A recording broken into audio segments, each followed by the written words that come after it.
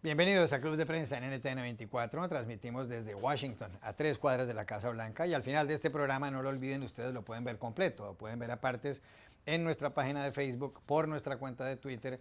Y el audio, el podcast, lo pueden escuchar en SoundCloud.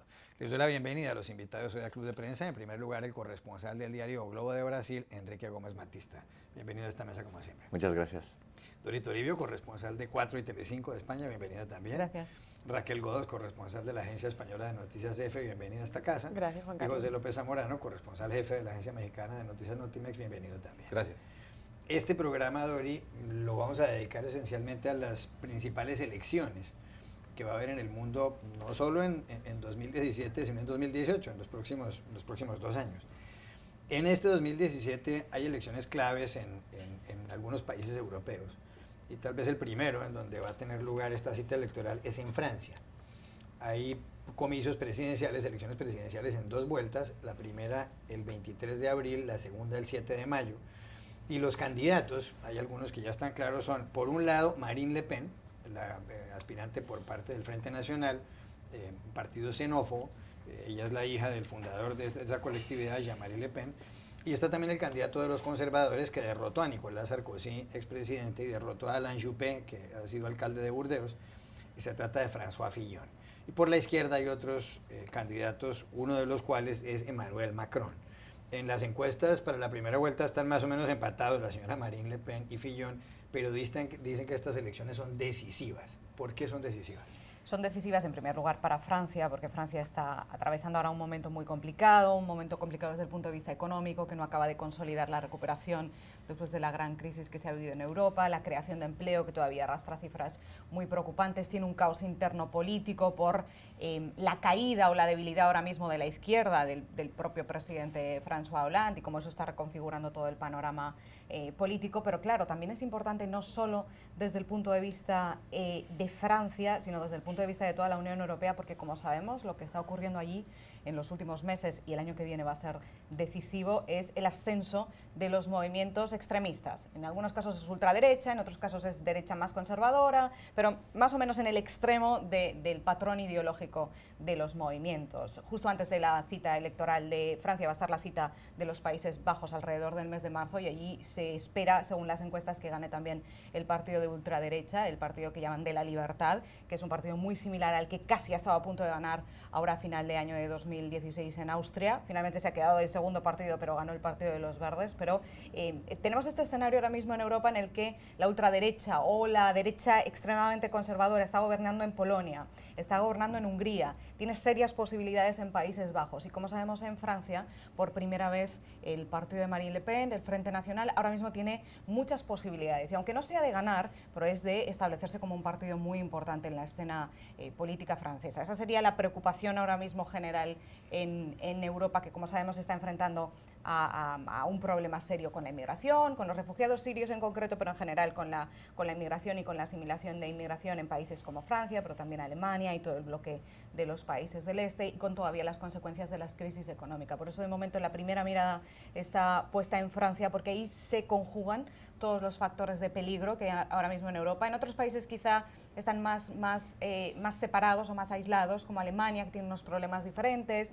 o el Reino Unido, que tiene unos problemas diferentes con el Brexit, pero Francia es este país, esta primera gran cita importante que combina todos los factores que sobrevuelan ahora en la Unión Europea. Por eso lo que pase allí va a ser un indicador, o puede ser un indicador como punto de partida de todas las citas electorales que están por venir en la Unión Europea el año que viene, que son bastantes. Raquel Godos, si llega a ganar Marine Le Pen las presidenciales en Francia, ¿corre peligro la Unión Europea? ¿Corre peligro además el euro?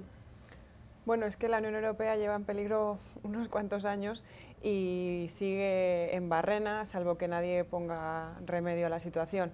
Desde luego, si Le Pen llega al gobierno, va a haber serias dudas de que la Unión Europea se pueda mantener con cierta estabilidad, más que nada porque van a intentar romperla desde dentro. Francia es uno de los países más potentes de la Unión Europea, es uno de los miembros fundadores de la Unión Europea, es no solamente una gran economía y una gran potencia dentro de la Unión, sino que además es un símbolo de la democracia en Europa y puede suponer un varapalo para los valores que entendemos en Europa como el estado de bienestar, ¿no?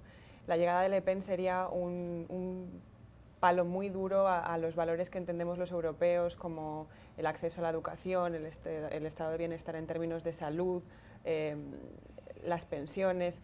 Veremos a ver en qué termina todo.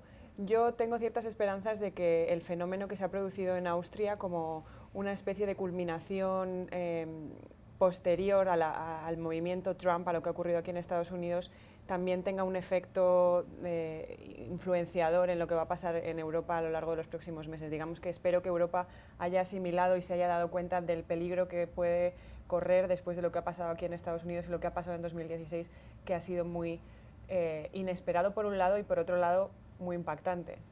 Pepe López Zamora. Bueno, a mí me llama mucho la atención, especialmente en el caso de Francia, la resolución que va a tener el tema migratorio, ¿no? Por esa circunstancia que se está dando, esas tendencias en Europa que empezaron desde el Brexit, la preocupación por la inseguridad económica, por el futuro, pero también un poco por el tema de la soberanía y las identidades culturales, ¿no? Entonces, en la medida que estamos viendo que Fillon está proponiendo esta idea de crear un referéndum, ¿no?, comunitario europeo, o sea, para ver qué va a pasar con las cuotas de refugiados específicamente, creo que puede ser un primer barómetro de cómo se va a resolver el tema de migración y de qué manera se puede de alguna manera quitarle presión a esta olla, ¿no?, que puede justamente provocar una pulverización de la Unión Europea a raíz de temas que tienen que ver con la soberanía, con las migraciones, con la cuestión económica. Así que va a ser muy importante prestar atención a lo que ocurra en las elecciones galas. Enrique. Bueno, para mí parece que Marine Le Pen, mismo que no gane la elección, ya ha logrado muchas cosas, entre ellas llevar el debate político más a la derecha. Si vemos las propuestas de Fillon, está mucho más a derecha de lo que ha sido el gobierno de Sarkozy. O sea, entonces, lo que pasa es que este debate de derecha está creciendo no solamente en Francia, pero en toda Europa, y esto es un cambio muy importante, creo. Quiere aumentar, entre otras cosas, la jornada laboral, la jornada de 35 horas, pasarla a 39, la jornada de 35 que había logrado sacar adelante Lionel Jospin, el entonces primer ministro socialista. Hay otras elecciones importantísimas, Raquel, en Europa, el 22 de agosto, la primera vuelta, la segunda el 22 de octubre, que son las elecciones en Alemania. Se va a presentar a la reelección Angela Merkel, y lo anunció hace poco, pero también hay otros candidatos ya de la coalición del CDU, de los cristianodemócratas, pero ha sido muy criticada y además ha perdido su partido algunas elecciones regionales, sobre todo por la política migratoria más bien comprensiva que ha tenido la señora Merkel. ¿Puede perder Angela Merkel y puede cambiar el rumbo a Alemania, que es la locomotora de la Unión Europea? Pues es que Angela Merkel es la cara también de la Unión Europea y es la principal hacedora de las decisiones de la Unión Europea. Digamos que nada pasa por Europa sin que antes pase por su escritorio, ¿no? Entonces, digamos que ella representa los valores de la Unión Europea actual. Hay mucha gente que le culpa, los países del sur le han estado culpando en los últimos años de las políticas de extrema, como en España, de extrema, digamos, austeridad. Sí. Y después de eso, ella, digamos que dio un viraje en esa posición tan dura, y con el tema de los refugiados fue un poco más aperturista. Yo creo que los alemanes estaban contentos con su mano dura y cuando dio ese giro les pareció que flojeaba. Pero más allá de eso, me preocupa mucho cómo ha cambiado la postura de la visión de Merkel, en el sentido de que ella antes parecía como la ejecutora, la Margaret Thatcher de la Europa actual, y ahora, sin embargo, casi la gente más moderada y más de izquierdas ruega que esta señora se quede en el poder, porque lo que viene, si no es ella, es muchísimo más duro. Entonces, la perspectiva ha cambiado en un año de una manera radical, y ahora mismo, dado lo que comentaba Dori del extremismo que se está creando en Europa y cada vez parece que se está enraizando más, creo que sería una buena noticia que ella se quedara. Es increíble porque ella fue tal vez la persona que más sobrevivió, todo sobrevivió las crisis, sobrevivió, y antes era como una persona mucho de derecha, ahora es como la garantizadora de la estabilidad. O sea, si vemos lo que era el Consejo de Seguridad de ONU, por ejemplo, antes, y ahora ella es la persona tal vez más moderada, más... Es increíble cómo el mundo cambió y ella consiguió se mantener en poder y mantener importante, ¿no? Y en los últimos días creo que en las redes sociales ha pasado mucho, ha sido protagonista esta foto en la que aparecían Renzi Obama, Hollande, y la única sobreviviente de esa foto de líderes es ella. Vamos a ver si aguanta. Dorita Toribio. Es muy importante lo que pasa en Alemania para Europa, pero también para el resto del mundo. Para Europa porque lo que está pasando en Alemania va a ser un poco indicador de hasta qué punto triunfan estos nuevos movimientos. Y no solo me refiero a los movimientos de ultraderecha desde el punto de vista ideológico, sino en general. Estos nuevos movimientos que están ascendiendo en Europa, da igual si de derecha o de izquierda, personajes nuevos que irrumpen en la escena política y de repente ascienden y consiguen debilitar a los grandes partidos tradicionales, que es por ejemplo lo que ha pasado en Austria. Mucha gente suspira de alivio en Austria porque no gana la ultraderecha, pero ha ganado el Partido de los Verdes. Y los dos grandes partidos de toda la vida, durante décadas consolidados en Austria, que son el Partido Socialdemócrata y el Democristiano, se han hundido. Es decir,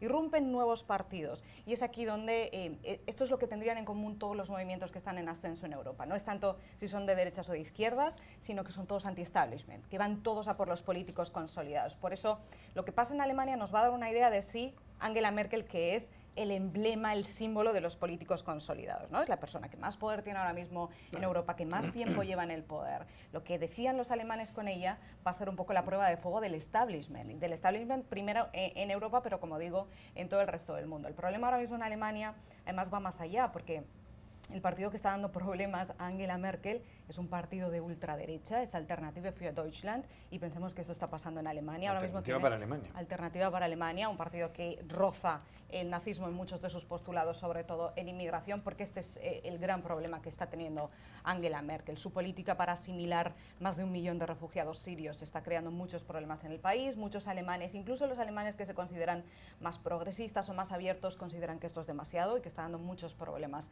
para la política interna del país y para la convivencia cultural y la convivencia política. Por eso explica el ascenso de un partido como este en un país como Alemania, que tiene en torno ahora mismo al 15% de intención de voto en las encuestas. Y aunque no gane, solamente con el hecho de que consiga triunfar así, un partido que sale de la nada y que con estos postulados, en un país con la historia de Alemania, ronde el 15%, eso ya significa que se va a traducir en muchos escaños en el Bundestag. Y esto ya es muy importante. Por eso digo que lo que pase en Alemania nos va a afectar a todos en la medida que es un medidor, ¿no? del Exactamente. Justamente quería hacer un comentario en ese sentido, en un nivel macro, ¿no? Porque lo que estamos viendo es una redefinición no solamente de los estados nacionales, ¿no?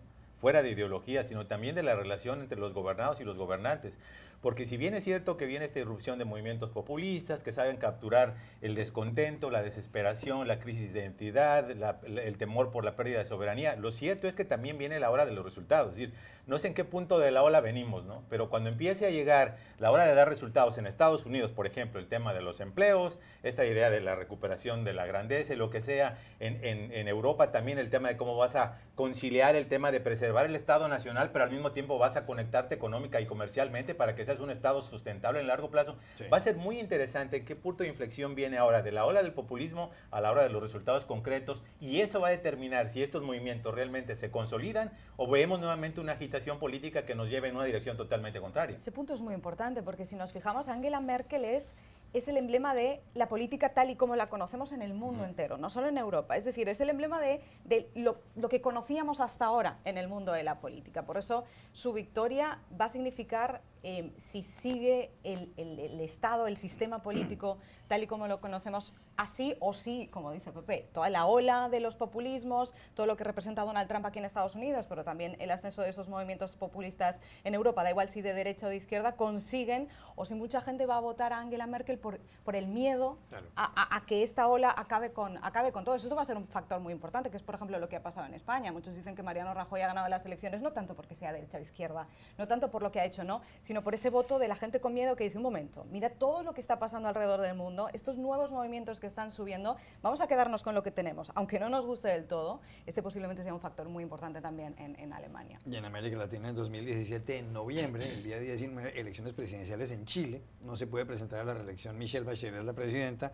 Se habla de Sebastián Piñera, expresidente, de Ricardo Lagos, expresidente, de José Miguel Insulza, secretario general de la OEA. ¿Ahí qué puede pasar? Bueno, ahí es un reto muy importante porque para Brasil o Argentina, incluso para Mercosur como un todo, es el último país del cono sur del continente que continúa con la izquierda en el poder. Hemos visto gran giros en Brasil, en Argentina, en otros países, y allá Bachelet se mantiene, está muy baja en las evaluaciones. O sea, un cambio puede ser crear una unidad ideológica en el sur del continente que hace mucho no se veía, que puede ser importante para nuevos acuerdos comerciales, ahora que vemos que países como Chile no podrán más hacer parte del TPP con Estados Unidos, que acabaron con este proyecto. Entonces puede ser una forma importante para que Chile, con la misma ideología que el gobierno de Brasil, de Buenos Aires, vuelva al continente, críe nuevos mecanismos internos dentro de Sudamérica. Ya regresamos a Club de Prensa. Volvemos a Club de Prensa en NTN 24 desde Washington. Pepe, hay elecciones en 2018 en varios países latinoamericanos. Uno de los más importantes es el suyo, México, el 1 de julio. Y se habla de varios candidatos, Andrés Manuel López Obrador por el partido Morena. Se habla de Margarita Zavala, la esposa de Felipe Calderón, quien fuera presidente por el PAN, partido de derecha. Y luego está Miguel Ángel Mancera por el PRD. Y está Miguel Ángel Osorio Chong, que es el secretario de la Gobernación, como una especie de ministro del Interior. Y también se habla del Bronco, Jaime Rodríguez, el gobernador de Nuevo León. ¿Qué apuestaría usted ahí? ¿A quién le apostaría aquí como ganador para esas elecciones y por qué? Mira, una de las maneras de salirte de las preguntas de apuestas es decir que la caballada está flaca, entonces es prematuro hacer cualquier tipo de vaticinio. Cuando le preguntas a las personas de golpe que te digan quiénes son los presidenciables para el 2018, invariablemente gana Andrés Manuel López Obrador.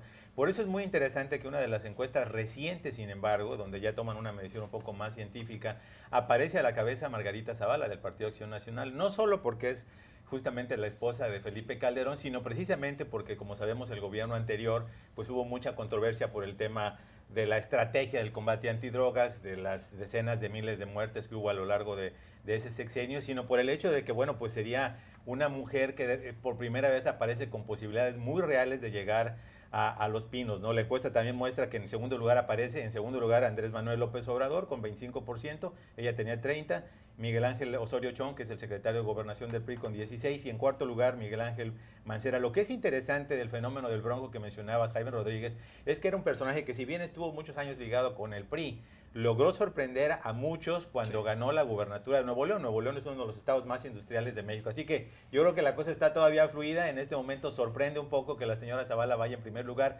pero creo que, como siempre en las elecciones, no son un sprint sino un maratón, y todavía creo que tenemos mucho que ver. Dependerá de Trump también, ¿no? Un poco Claro. del primer año de Trump.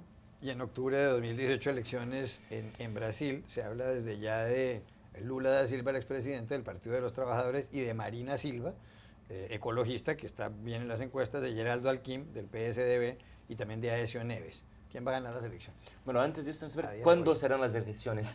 Ese es el grande reto en Brasil. Hay un movimiento muy grande para que Temer salga del gobierno, para que tengan elecciones tal vez indirectas en el próximo año, o cambio de la constitución para elecciones directas. Pero el fato es que todas las encuestas recientes ponen Marina Silva como una gran ventaja, porque tiene el discurso de la ética. Ese momento es muy importante en Brasil, donde la corrupción generalizada, y fue parte del gobierno de Lula, o sea, tiene también la parte de izquierda, parte de los movimientos sociales. Ella hoy es el grande nombre, yo creo, para las elecciones, pero el momento abierto. Vemos también fuerzas de extrema derecha volviendo, incluso presentadores de televisión que están se inspirando en Donald Trump, también intentando, o sea, el escenario está un poco abierto, pero hoy el nombre más fuerte es Marina Silva. Último minuto, y en Colombia hay elecciones en mayo. El presidente Juan Manuel Santos deja el poder el 7 de agosto de 2018. Se habla mucho de Germán Vargas Lleras, quien ha sido vicepresidente de Santos desde el partido Cambio Radical. Se habla de Humberto de la Calle, el jefe negociador del gobierno por un partido santista, el partido de la U. Se habla del candidato del uribismo, que es la gran fuerza de oposición, y también de candidatos de izquierda. ¿Cómo lo ve usted, que conoce también a Colombia? Bueno, creo que va a depender mucho de cómo se vayan implementando los acuerdos de paz en el primer año después de la aprobación de la Corte Suprema del Fast Track, y de cómo se vayan adaptando a ese proceso. Pero hay factores externos en las elecciones, como la salud de Vargas Lleras, que parecía un candidato muy fuerte y no sabemos en qué estado va a llegar a las elecciones de mayo, y también de con qué fuerza se va a presentar el uribismo, quién va a ser el rostro del uribismo de cara a las elecciones, si va a ser Iván Duque como uno de los delfines de Uribe, o quién va a ser el candidato. Veremos a ver cómo se presentan. La izquierda ha estado siempre en Colombia muy debilitada y muy fraccionada. Parece que Petro podría volver a presentarse, pero es todo muy incierto. Yo creo que Humberto de la Calle, con su serenidad, puede ser un candidato fuerte para Santos y puede darle un empujón a su partido en estos momentos también de debilidad para su gobierno, que aunque haya logrado esos avances con el proceso de paz, también está siendo muy criticado en otras cuestiones. Ya regresamos a Club de Prensa. Volvemos a Club de Prensa en NTN 24 desde Washington para despedirnos porque se acabó el tiempo. Gracias Enrique Gómez Batista, Dori Toribio, Raquel Godos y José López Zamorano, y a ustedes los espero en una próxima oportunidad.